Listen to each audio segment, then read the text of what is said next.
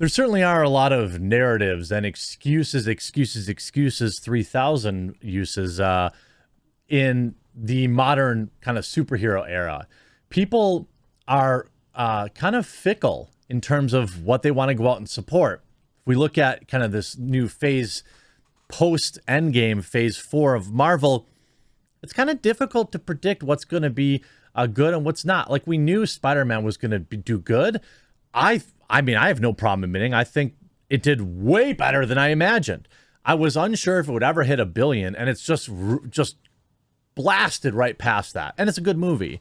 The rest of Phase 4, though, you know, I have some questions. If we look at the movies that we get in Phase 4, you know, you have Doctor Strange in the Multiverse of Madness. Well, let me reverse a little bit. Let me talk about The Eternals, which came out and flopped.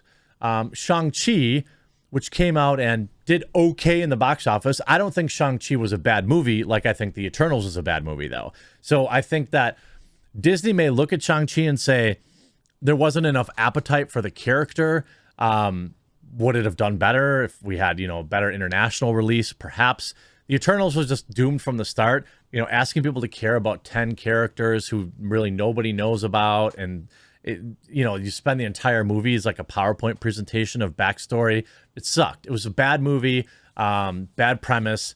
Hubris probably said, hey, we can just put out anything. But what's not out yet, of course, is Doctor Strange, which I think will do fine. But again, that might be in the $600 million range. And while that sounds like a lot of money to us plebs, that's not a huge hit for Marvel. Then we have Thor: Love and Thunder, which is said to be, you know, we know the director of this is the same director, if I remember correctly, from Ragnarok, which was kind of made that Thor movie kind of more goofball and wacky. And I actually like that guy's movies. Otiki Watiti, I think his name is, or whatever. I'm probably mispronouncing it. You know, I like, what is it? Jojo Rabbit, I thought was good. I know he's involved in What We Do in the Shadows, and I like that. So, I mean, it's fine. It was a fine movie. And Ragnarok was pretty much well-liked. You know, take a step back from kind of the serious timeline stuff. But it's going to focus more of, I'm thinking, or what they're saying is Jane Foster, which will be played by Natalie Portman. You know, now is that going to be a good move or a bad move? Is Jane Foster going to make Thor look like a fool over and over again? Probably. But, you know, it's some risk, but Thor will carry. That will do fine. Black Panther, Wakanda Forever. None of these movies are going to do good as good as their predecessors, though. You know, Black Panther, Wakanda Forever, no chance it beats the original Black Panther. I'd put a large sum of money on that. Obviously, we lost, you know, Chadwick, who was a great actor, and from all reporting, a great man. There's just going to not be a lot of interest in this anyway. As much interest. Is it going to do 500-600 million? Yeah, I think that's kind of the new standard, which is obviously a lot of money, but when you're spending 400 million in production and advertising, Disney's not as happy about that. Then you have the Marvels, the movie that used to be called Captain Marvel 2, or was at least unofficially titled that, now called The Marvels. And they've instead brought in Miss Marvel, as well as Monica Rambeau, at minimum, that we know. We also know the director is an uber feminist, Nia DaCosta. So I don't think The Marvels is for me. Obviously, I'm a huge Brie Larson fan, but if they're going to be cutting into Brie's screen time, you know, I don't care about Miss Marvel, and I don't care about Monica Rambeau. I just don't. These characters are boring to me. Miss Marvel has ridiculous abilities that I don't care about. But there's a lot of people that might, so maybe I'll be wrong. You know, a lot of what happens is, you know, when I criticize this stuff, you know, people that don't actually watch my videos would, you know, pretend like I'm saying it shouldn't exist. Not everything is for everybody, right? Guardians of the Galaxy 3, it's going to be, you know, meh. It'll be okay. I think that they've been progressively getting worse. Ant-Man and the Wasp will also be another meh movie. Now, when we look at the TV series, what they have is obviously the Miss Marvel TV series, into the Miss Marvel movie appearance, into, of course, a Miss Marvel standalone movie, I'm assuming. Great. You know, Blade, this is going to be garbage, hot garbage. I have zero interest in that. She-Hulk, zero interest in that.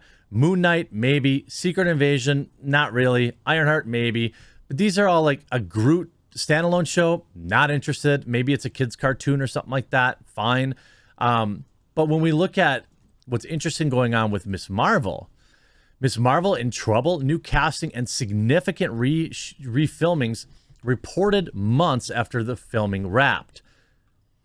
According to the Direct, the refilmings will be, quote, significant and may suggest that there is troubles with the project. Lizzie Hill of the Cosmic Circus confirmed the report, saying that the refilmings were definitely substantial.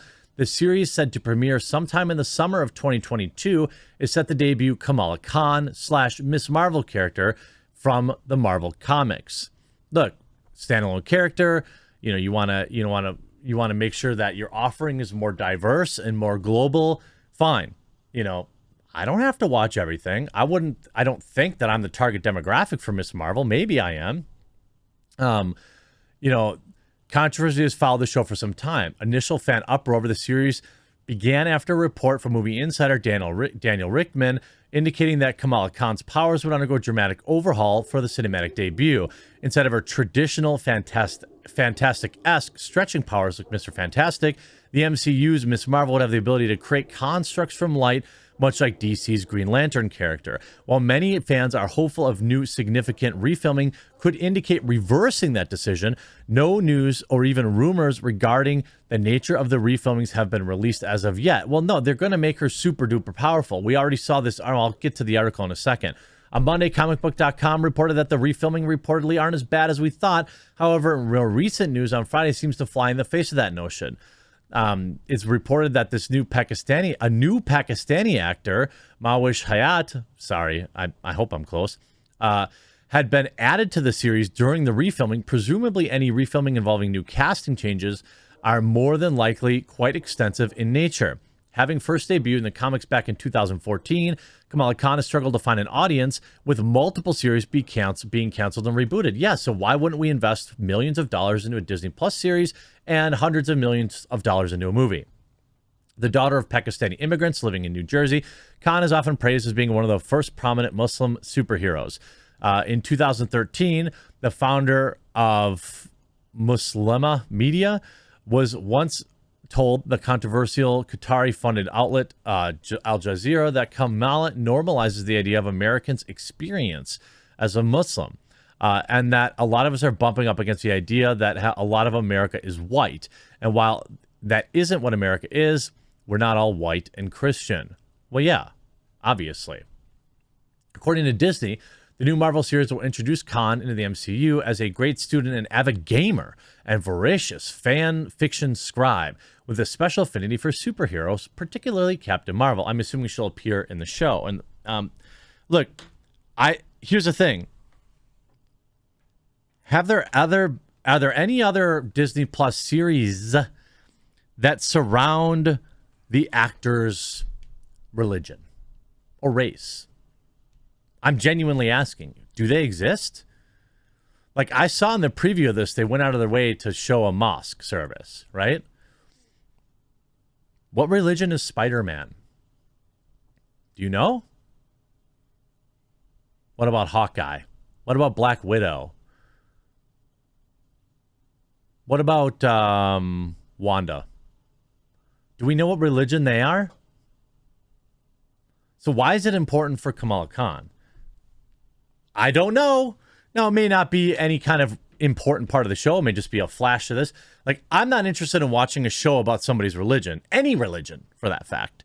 But maybe I'm probably not the target demographic here, which, again, fine. Not all shows need to be for all people.